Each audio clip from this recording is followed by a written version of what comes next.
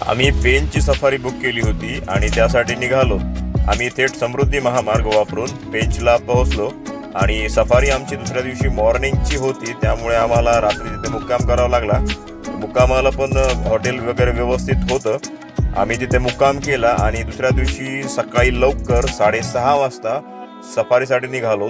गेटवर पोहोचून सर्व बुकिंगचे त्यांना दाखवलं आणि बुकिंग दाखवल्यानंतर आम्हाला सफारीची जीप भेटली, गाईड त्यासोबत. आणि लगेच आम्ही जसं जंगलात प्रवेश केला मित्रांनो, तसा आम्हाला लगेच सांबराचे माकडांचे एकदम अलार्म कॉल ऐकू आले.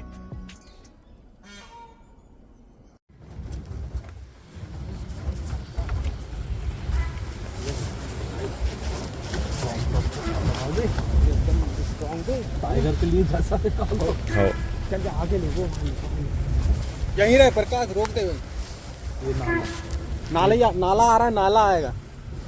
जस्ट एंट्री मारल्या सगळे कॉल ऐकू लागले. सांबराचे कॉल आले, त्याच्यानंतर हरणाचे कॉल आले आणि माकड हे ते सगळे झाडाच्या टोकावर जाऊन बसले होते. काहीतरी येत असल्याची चाहूल लागली. मग तो टायगर होता का बिबट्या होता हे तुम्ही नेमकं पुढच्या व्हिडिओ मध्ये बघू शकता मित्रांनो. तोपर्यंत चॅनलला सबस्क्राईब करा. आपण पुढच्या व्हिडिओत बघू आम्हाला नेमकं काय दिसलं ते. एकदम शांत